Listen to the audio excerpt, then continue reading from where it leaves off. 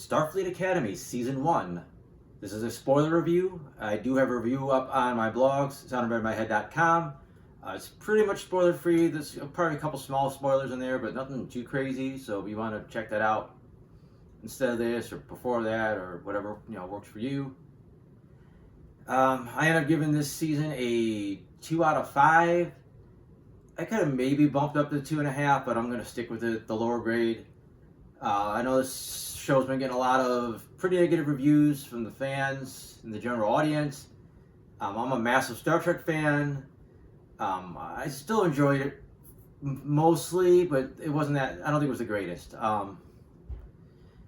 There's usually two kind of Star Trek shows. You got like what Discovery does and what Picard does, where you got a season-long storyline, and then you got the classic style, like the original series of Strange New Worlds, where you get basically the episode of the week.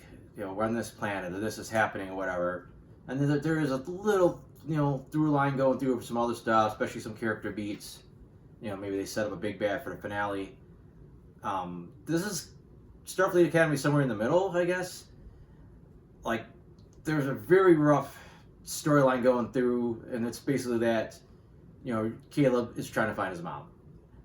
And that's pretty heavy in the first couple episodes, and it's mostly dropped till the end, to maybe the second to last episode. It's kind of sort in the background, but it's so pushed aside. It's barely there. And then you also know that with Nus Baraka being introduced in the pilot, we're already told that he's got recurring villain and he's a big bad for the season. So the show doesn't telegraph that he's coming back, but if you know anything from the press release or any of that stuff, you know in the back of your head he's coming back at some point, and that's gonna be a problem. So that's your season-long arc. They don't as much do a episode of the week as much. I mean, they do a little bit, but if anything, you kind of get like a characters. It's more like a characters episode. Like, this is so and so's episode, and this happens. So it's a little bit of a mixture, I guess you want to call it. And since it is so character-driven, let's talk about the characters. Caleb obviously is the star of the movie, or the star of the show. This is his first, I believe his name is Sanderasa. Probably saying that wrong, but this is his first major role as far as I know, possibly even his first role. He's, from what I heard, he was a bodybuilder before this, which you could tell. The dude's pretty ripped still. But he does a really good job of being like the tough guy Caleb, that's like kind of snarky and kind of an asshole and kind of like able to fight. But he really catches that like vulnerability that he got. This 6-year-old kid that lost his mom. That's what he's trying to get back, and he's really good at like displaying that, but trying to keep it guarded. And it's like you're introducing him as one of the first characters in the show, so it's like you're invested in his story. Even when the mother stuff gets pushed to the background, you're still invested in him. It's kind of like his show to a degree. Now, he's got a little bit of that vibe though, like a doll from Star Trek Prodigy, where he's cocky and he doesn't get along with anybody, and he's kind of a douche, and you're supposed to try to root for him, and you don't. And then eventually he kind of changes and he learns, to be a team player. It happens a little bit quicker. What happens like mid-season in the first season of Prodigy? Spoilers for Prodigy. Where here it's kind of hits later in the season, but he gradually gets there a lot faster. Where Dahl kind of like boom, now he changes his ways. Darren and Genesis kind of get the shaft a little bit, where you got he's introduced as like this a douchebag kind of alpha male wannabe character. But immediately you see that he's got a side where he's willing to, he'll sacrifice himself for everybody else if he has to. So like it takes a little bit of that edge off. So it's like you don't hate him like the rest of the season. You're like, okay, I know he's a good dude underneath this. And then you get bits and pieces of his story. It's fleshed out, like his relationship with his parents, how they kind of just basically ignore him. His big episode is he has to share his big episode with Genesis, and his part is the wedding. The wedding is a little flat. Wish we would have seen a little more. Seen some interaction with him and his parents. Like they're assholes to him. And it's like, all right, he's about to get married and become prince. Like it's a big deal, and they don't even interact at all, which is kind of weird. And I think the ultimate payoff was decent, but it wasn't all that. And then Genesis, she's kind of portrayed as the admiral's daughter, not necessarily the goody two shoes, but the one that like she knows her shit. She's like the most dedicated. She's like the Hermione of Starfleet Academy. And then you're waiting for the big reveal. What's the catch? What's going on? And you get to that the wedding episode where you find out all it was that she doctored some transcripts and the references didn't give her a glowing review and she tweaked it. It was such a like anticlimactic like thing. It's like that's it. That's her big secret. Jaden, he's got an okay story. It's like, again, he gets this big episode with the Klingons, and it sets up, how his brother supported him, while his family didn't support him for, he didn't want to be a warrior, wanted to get into science or medicine, and they really established that part of his character, which is good. But then they just add too much. I wish we would have got more. Like, why did he get interested in medicine? What made him not want to be a warrior and go take this route? What does he want to do? Does he want to be a doctor? Does he want to be like? I wish we really knew what he wanted to do. With such a strong desire to be this and not what everyone else's his culture wants him to be. And instead of adding to that, they just give him a lot of quirky. I don't want to say quirky character traits, but they heavily imply that he's gay. They have him walking around wearing a skirt or a scant or whatever you want to call it. It's like, it's fine. I don't got a problem with either one of those things, but it's just like they're giving him all those extra character traits. Like, oh, he doesn't want to be a warrior and he wants to be a doctor. That's a big deal for a Klingon. Like, I could roll with that. That's enough to carry him through the season. But it's like, no, let's give him a boyfriend. Let's have him. The Klingon likes to wear a dress. I'm like, I mean, I guess it works for his character, but it's like it doesn't work for his arc. In fact, like later in the season, we finally see him wearing the Klingon sash, and it's like he's doing the Klingon ceremony with his friends. Like, that was the first time he really felt like a Klingon. Like, he's not like he's disregarding the Klingon traditions, except for wanting to be a warrior. But that was the first time I was like, I want to see more of that. I want to see more of him out there with his his Klingon heritage. Like, yeah, I'm proud to be a Klingon. I'm just not a warrior. And I wish we would see more of that. And their characters wear hijabs and other religious paraphernalia from their different, like Bajoran earrings, whatever it is. And Klingons have always been around to have the sash on. So I don't know why he doesn't get to wear his sash. I think that would add a lot more to his visual presentation, even with the skirt and all that. It's still, I think it still works. Tarima's a bit all over the place. She's not on a ton of episodes. She comes in like the second episode. She misses a couple here and there. She's part of the War College and not the Academy, so you don't get to see her as much. And her stuff's a little vague. It's like, okay, she's got this power or gift or curse, or whatever she wants to refer to it, and we finally see, and it's okay. It's nothing that mind-blowingly awesome. And then just her dealing with like feeling like an outcast because of it. And it's not very strong. She doesn't really get her own episode per se, and a lot of her arc just basically becomes she's a love interest for Caleb, which is fine to a degree. But I wish she would have had a little bit more to herself.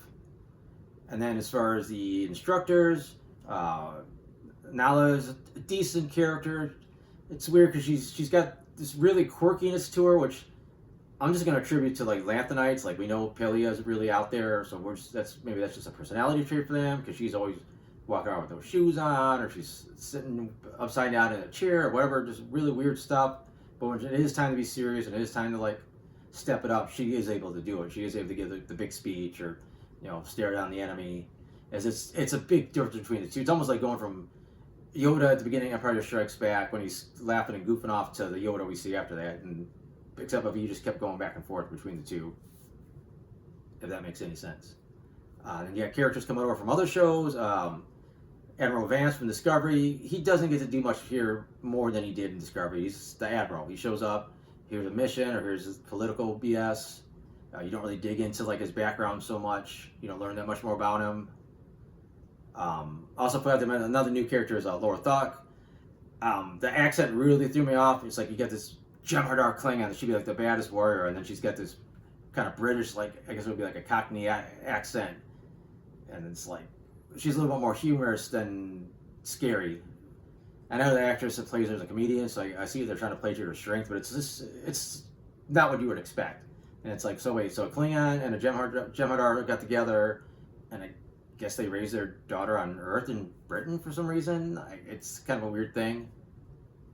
And then go back to characters from other shows. They got the Doctor from Discovery. He's always good. He's solid throughout the entire season.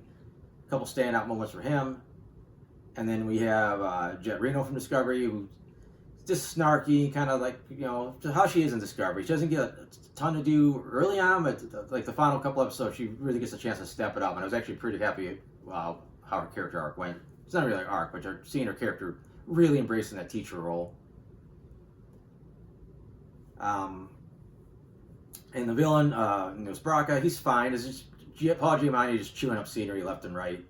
And they try to get a little bit into his origin, but he's really superficial. He's just, I think the Federation dicked me over when I was a kid, and screw those guys, and I'm just gonna be a pirate. I wish it would have been a little bit more layers to him. Like, you almost start to get it, and then it just kind of falls apart at the end.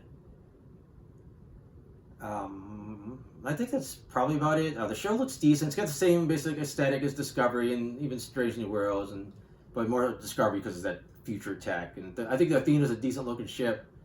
Actually grew on me, but you don't get to see it in space like a ton. Like, you don't get a lot of shots of it. And the special effects are fine. They still kind of have like a video game cutscene quality to them, but that's just technology these days and what they're putting into these shows. But overall, I think that's it for the basic gist of the show. I'm going to talk about some notes from the different episodes, and I also want to point out, because I think it was almost a mix of like good episodes and mid episodes, just mediocre. And I'll say which ones are which, and I think that's what hurt it. It's just a balance of like pretty good, just and one, no, it's not so great. Start with the pilot. I actually like the pilot. I've seen a lot of people didn't really rate it too high in their rankings. I enjoyed it. I thought it set everybody up really well. They gave everybody something important to do when they needed to. You had a nice battle sequence. You got really invested in Caleb's story. I really don't have any major complaints about the pilot. It got a little silly in some parts near the end, but overall, I thought it worked out pretty well. And as far as any Easter eggs, it's funny seeing an exocount pop up. If you remember them from Next Generation, if you watch Next Generation, and also if you watch Lower Decks, there's a pretty important exocount floating around there. And another potential nitpick, there is I don't remember the name of the race. It was one of those aliens from the original Star Trek that's half black, half white. They were supposedly died out in the original series, but one does pop up in Section 31, so it's not like this show's the first one to say that there's at least one still out there. I know a lot of people were mad. They think it really just takes off the impact of that original series episode, but it's fine. I don't got a problem. Like I said, they already broke the rule once, so I don't care at this point. Second episode, another good Easter egg. We do see a live action brick car from Prodigy. The only thing that was a nitpick was that he was wearing the same outfit, civilian clothes that Rock Talk was wearing like early on in Prodigy. Instead of, he should be in a Starfleet uniform, but whatever. That's like I said, a nitpick. Episode itself is okay. This is the first real mid one. You introduced Terima, and I thought she had good chemistry with Caleb, so that worked. There's some stuff that didn't really make logical sense. Where like they have this big important like diplomatic thing, and Caleb's off fucking around and gets brought back in with the uniform's messed up, and he's messing with his zipper, and it's like, why would you bring him back here? Like, you put him somewhere else. Then it kind of ties up something later in the season. The president of Beta Z is deaf, which is fine, and then the kids talk to him with sign language, but Betazoid, and this is a bigger complaint about the Betazoids in the show, they're telepaths. They read each other's minds. They total conversations without opening their mouths. Deanna Troi was half Betazoid, so she only could sense feelings. She was an empath. They don't do anything with the mind reading in this. Like, you would never know these people could read minds and talk to each other telepathically, but the way they're portrayed in the show. I know, biggest nitpick, and I don't care about this one, people were complaining that their pupils weren't black. They always wear contacts in Next Generation. I didn't notice it, didn't care, but I felt like they got it wrong. Only Deanna was an empath. Everybody else could talk with their minds, and they seemed like they forgot that. In fact, Terina didn't even seem to be that much of an empath. It seemed like most of the stuff she knew was just she could just read it on Caleb's face. Like, oh, you look sad. It's like, yeah, you could tell he's sad. It's not her alien powers kicking in.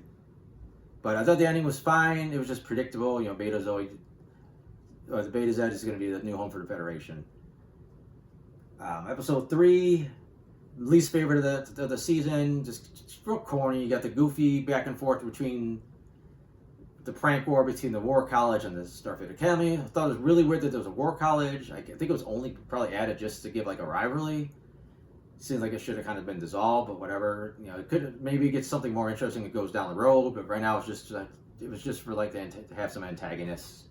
I thought the talking plants were corny. I thought the ending, their big victory wasn't even that impressive. Was not liking Nala most of the episode. Like, is she really just gonna let these guys walk all over her students? And I'd like to see that. Okay, actually, she was strategizing, and she basically was planning 3 steps ahead of these guys, and she got her revenge, even though it wasn't that awesome. Episode 4 was solid. It was a big Klingon episode. It was pretty wild to see that the Klingons are basically an endangered species, and that Kronos was destroyed. In theory, I like the concept in the end that they had to have a battle for this planet that they really just wanted to give them, but it was such a clearly a mock battle to everybody. It's like, oh, we can't take this, and then let's fight. Oh, that was such a dramatic fight. Oh my God, you guys shot at us 100 times and missed. That was sure close. Now we're victorious. Let's take this planet. Like, I wish they would have put a little bit more effort to making it look like it was a battle. Even like they took one shot and ran. It's like, oh my God, they shot us. Let's go. And the Klingons maybe could celebrate after that. Episode 5 was the Big Sam episode. I would call this another mid episode.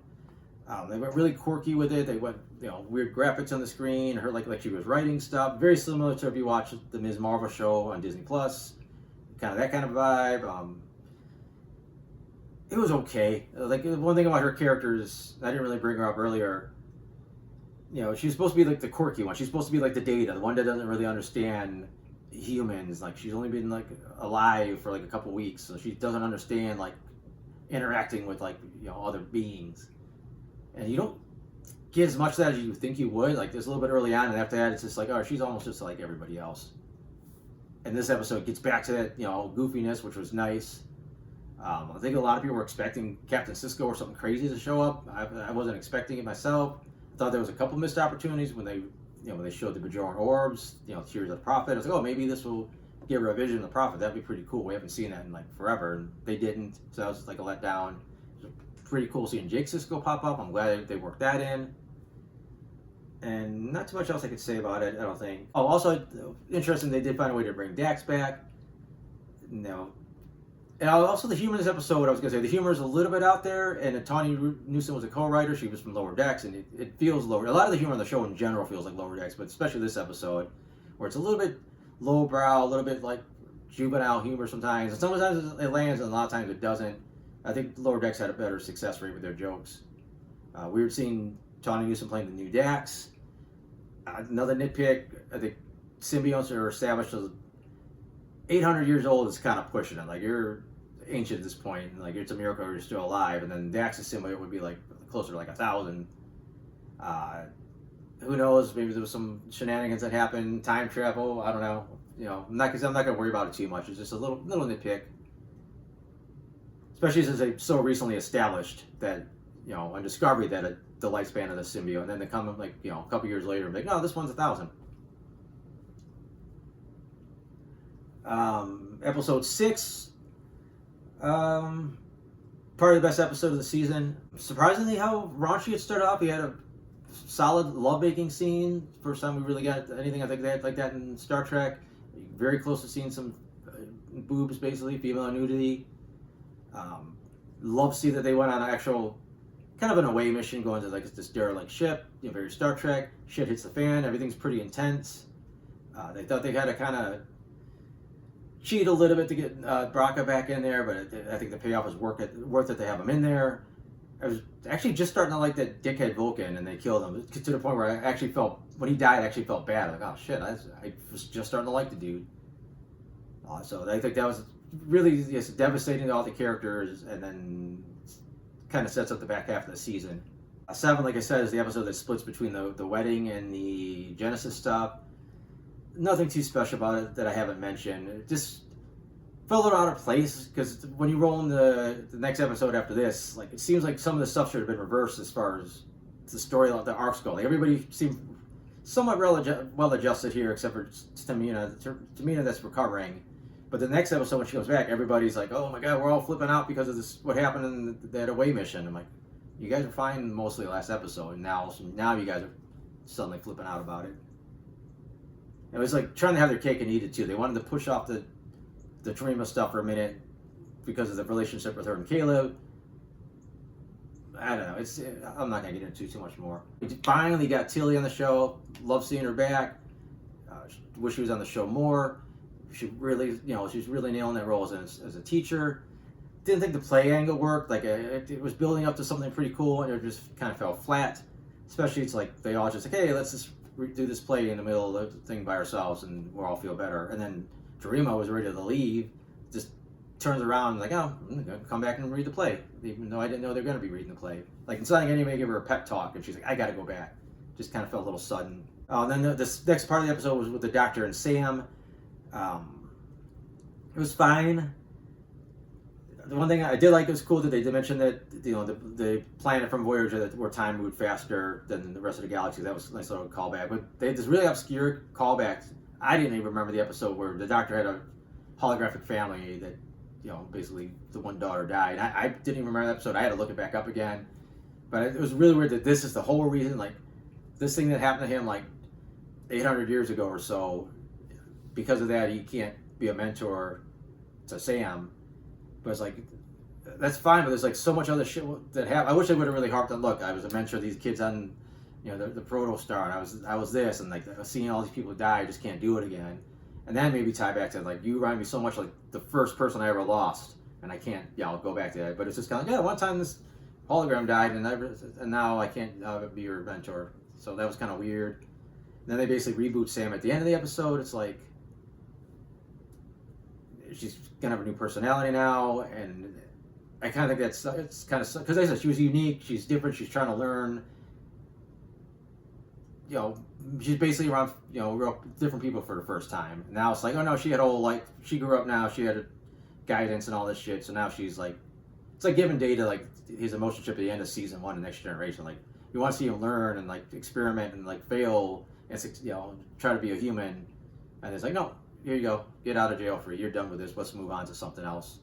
Because it's basically the most interesting character trait. Now it's gone. And also that whole episode with the plays, it got really close, really deep into the melodrama, where it kind of started losing me. Like, all right, this is some real 90210, Friday Night Lights, all this, whatever young adult shows that I never watched kind of vibe. Episode 9 was, I actually enjoyed a lot. Again, it's another one people didn't seem to like. I thought it really set up the finale very well. I really like seeing everyone kind of team up and go on like a away mission. Throw on some disguise. You go on this planet. Everyone's got something they're supposed to kind of do, even though it's not that elaborate. So I thought that worked out pretty well. Just like I said, just felt like Star Trek. They're coming together as a crew basically. Like they're basically going on an away mission, and then love the emotional moment of Caleb finally meeting up with his mom again. So I thought that worked out really well. Like this is the episode where we finally got to see Jada in action, more like a Klingon, doing some ceremonies, got the sash on and everything. Really cool that they brought back the Omega particle. The end was a little weird. I like the visual and the way they had basically the ship calling out into like nothingness for help, and then you see this big thing surrounding the Federation. I still think it does kind of defy logic that they had enough minds to cover the entire area of the Federation. I wish they would have explained a little bit more, like the yield is so crazy on these things. Like you can spread them out pretty damn far, and then when you get to the next one, you go pretty damn far again, and then that's maybe will explain why you were able to cover that much, that much area of space. And then the finale, it was a bit of a letdown. It wasn't a bad episode, it was just kind of another mediocre one. I thought the show child stuff worked okay. It was interesting, but I thought it was much more intense on the ship. Going on the salsa section of the Athena, where they're trying to get this thing up and running and trying to figure out how to save them. I thought Reno really stepped up in this sequence. She was being a captain basically, but still being a teacher. Like, okay, we got to do this, but I'm gonna make sure you guys learn what you're doing. Like, this is a teaching moment. I thought she was really awesome. Way to use her character. And like I said, then the ending was just kind of okay. The way they wrap it up, it's like, well, that was fine. A couple nice moments. There was a nice callback to like Reno and Kayla's first meeting in her class. I thought that was really nice. I was really hoping to see the Discovery show up at some point. I know you don't want to save the day all the time because then it makes the other, the Athena people look weak. But I was hoping it would pop up. I completely missed it. It did have a little tiny cameo in the background at the very end of the episode. I was hoping to at least show up, like the first ship to show up to fight up, News Brock and his people. I was like, oh, there's Discovery, and then everybody else comes in. Like maybe they're worried that they see it. People are like, no, we're gonna have Discovery there. We gotta have someone. Burnham's gotta be on screen, or Saru's gotta talk to us. We gotta see them. But I wouldn't have thought that. I'm like, oh, it's cool that it showed up. Just show it real quick, and then everybody else shows up, and then you're fine. And then Vance calls like, hey, we're here. But I think it's it. I gotta wrap up. I probably went on way too long. Again, the short version is, I thought the show was okay. I said the episodes were decent, but not great. And then the other half were kind of middle ground, and one was a little bit lower. I really liked all the characters. I really wanted to, experience Starfleet Academy with them. Especially they don't do a lot of like the specials. This person wants to be an engineer. This person wants to be the doctor. This wants to be that. They all seem like they just went to the same classes. I would have liked to see more about pushing them towards their career choices, which we don't really get. So hopefully that's something to do next season because the News Brock stuff's wrapped up. Caleb and his mom's wrapped up. So maybe that'd be a big part of next season, and hopefully some other cool storyline. Because season 2 was filmed. Unfortunately, they filmed it before season 1 finished airing. So if there's any big grievances that they could have been addressed and adjusted on the show, it's probably too late now. And we have no idea if they're going to get a season 3 at this point. So we'll have to see. But other than that, I got other TV show reviews. I got movie reviews. Like I said earlier, you got the mostly spoiler-free version of this review on there. I got a comic strip that I do. I got all that stuff at soundedbetterinmyhead.com. So if you want to check that out, that'd be awesome. And other than that, thanks for watching.